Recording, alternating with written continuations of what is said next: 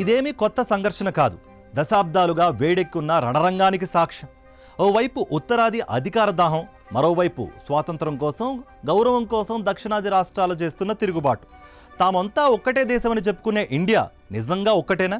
ఆర్థికంగా చూస్తే నిధుల పంపిణీలో తేడా, అటు భాషాపరంగా చూస్తే హిందీని బలవంతంగా రుద్దే ప్రయత్నం, సాంస్కృతికంగా చూస్తే ఉత్తరాది సంప్రదాయాలకే ఎక్కువ ప్రాధాన్యత, ఇటు రాజకీయంగా చూస్తే డీలిమిటేషన్ దెబ్బ. మరి సమానత్వం ఎక్కడుంది? ఇది నిజంగా అన్యాయమే కదా. తమిళనాడుతో పాటు కేరళ లేవనెత్తుతున్న ప్రశ్నలు ఇవి. అయితే వీటికి సమాధానాలు చరిత్రలో కనబడతాయి. ఆ చరిత్రను ప్రస్తుత పరిస్థితులకు పోల్చి చూస్తే అర్థమవుతాయి. ఇంతకీ గతంలో ఏం జరిగింది, ఇప్పుడేం జరుగుతోంది? దక్షిణాది రాష్ట్రాలు మళ్ళీ గర్జించబోతున్నాయా? ఓసారి ఫ్లాష్ బ్యాక్ వెళ్ళిపోదాం.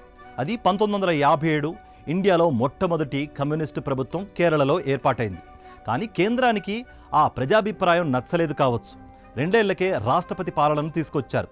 రాజకీయ స్వేచ్ఛను తొక్కే ప్రయత్నం చేశారు. 1967లో కేరళలో మరోసారి ప్రెసిడెంట్ రూల్ను విధించారు. 1982 వరకు 6 సార్లు కేరళలో కేంద్ర పాలన సాగింది. ఇది కేరళ ప్రజల్లో ఆగ్రహాన్ని రగిలించింది. వారి స్వాతంత్రతను కాపాడుకోవడానికి మలయాళీయులు నిరంతరంగా పోరాడారు. దేశాన్ని సమానంగా పాలించాల్సిన కేంద్ర ప్రభుత్వం ప్రజాస్వామ్యాన్ని హత్య చేసిందని ప్రజలు ఉద్యమం బాట పట్టారు. నిజానికి ఇది కేవలం కేరళ ప్రభుత్వంపై జరిగిన దాడి మాత్రమే కాదు. నాడు కేరళలో జరిగిన ఘటనలు దక్షిణాదిపై వేసిన మొదటి రాజకీయ కత్తిపోటు. అప్పటి నుంచి దక్షిణాదిపై కేంద్రం తన బలాన్ని, నియంత్రణను పెంచేందుకు ప్రయత్నిస్తూనే ఉంది.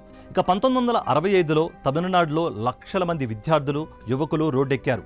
హిందీని తప్పనిసరి చేస్తూ విద్యాసంస్థల్లో త్రిభాషా విధానాన్ని ప్రవేశపెట్టాలని కేంద్రం నిర్ణయం తీసుకోవడంతో తమిళుల మనసు మండిపోయింది. త్రిభాషా విధానానికి వ్యతిరేకంగా విద్యార్థులు నిరసనలు చేయగా వారిపై పోలీసులు ఉక్కుపాదం మోపారు. ఈ ఉద్యమంలో అనేక మంది మరణించారు. అయితే ఇది తమిళనాడు పోరాటంగానే మిగిలిపోలేదు. హిందీ భాష రుద్దుడుపై దక్షిణాది రాష్ట్రాల ప్రతిఘటనలకు తమిళ ఉద్యమం దారి చూపింది. కర్ణాటక, నాటి ఉమ్మడి ఆంధ్రప్రదేశ్ కూడా హిందీ రుద్దుడు విధానాలకు వ్యతిరేకంగా తమ స్వరాన్ని వినిపించాయి. ఇప్పుడు కాలం మారింది, ఏళ్లు గడిచిపోయాయి. అయినా అదే హిందీని మళ్లీ తీసుకురావాలని కేంద్రం ప్రయత్నిస్తోంది. జాతీయ విద్యా విధానం 2020 ద్వారా త్రిభాషా విధానాన్ని తీసుకురానుంది కేంద్రం. ఇది మరోసారి తమిళనాడులో ఉద్రిక్తత పరిస్థితులకు కారణమైంది. ఇలా నేషనల్ ఎడ్యుకేషనల్ పాలసీతో పాటు మరికొన్ని అంశాలు దక్షిణాది విప్లవ వేడి పెరిగేలా చేశాయి. ముఖ్యంగా నిధుల పంపిణీ విషయంలో దక్షిణాది రాష్ట్రాలపై కేంద్రం వివక్ష చూపుతోందనే ఆరోపణలు ఏనాటి నుంచో ఉన్నాయి. కర్ణాటక దేశానికి 11.9% ప్రత్యక్ష పన్నులు అందిస్తోంది. కానీ కేంద్రం నుంచి తిరిగి వస్తున్న నిధులు కేవలం 3.64% మాత్రమే. గత 5 ఏళ్లలో కర్ణాటకకు రావాల్సిన 68,775 కోట్ల రూపాయలు విడుదల కాలేదు. ఇటు తమకు కేంద్ర ప్రాజెక్టులు రావడం లేదని తెలంగాణ ఎన్నోసార్లు ఆవేదన వ్యక్తం చేసింది. మరోవైపు గవర్నర్లను అడ్డం పెట్టుకుని దక్షిణాది రాష్ట్రాలను కేంద్రం నియంత్రించే ప్రయత్నం చేస్తోందన్న విమర్శలు కూడా వినిపిస్తున్నాయి. కేరళ, తమిళనాడు, తెలంగాణలో కేంద్రం పలు సందర్భాల్లో ఇదే వ్యూహాన్ని అమలు చేసిందని అధికార పార్టీలు విమర్శించిన సందర్భాలు కూడా చాలా ఎక్కువే. ఇటు సముద్రపు గనుల విషయంలో కేంద్రం తీసుకున్న నిర్ణయాలు దక్షిణాది రాష్ట్రాల నుంచి నేరుగా వనరుల దోపిడీ చేసేలా ఉన్నాయి. ఆఫ్షోర్ ఏరియాస్ మినరల్ బిల్ 2023 ద్వారా కేంద్ర తీర ప్రాంత గనుల నియంత్రణ తీసుకుంది.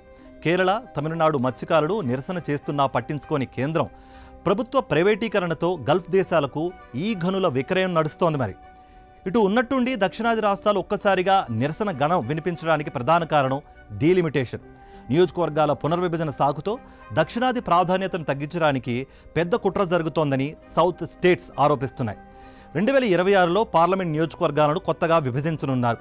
జనాభా పెరిగిన ఉత్తరాది రాష్ట్రాలకు ఎక్కువ ఎంపీ సీట్లు వస్తాయి. జనాభాను కంట్రోల్లో ఉంచుకున్న దక్షిణాది రాష్ట్రాలకు ఎంపీ సీట్లు తగ్గిపోతాయి. నియోజకవర్గాల పునర్విభజన తర్వాత తమిళనాడు, కర్ణాటక, ఆంధ్రప్రదేశ్, కేరళ, తెలంగాణ ఎంపీ స్థానాలు తగ్గిపోవచ్చు. అదే సమయంలో ఉత్తరప్రదేశ్, బీహార్, మధ్యప్రదేశ్ లాంటి రాష్ట్రాలకు ఎక్కువ సీట్లు వస్తాయి.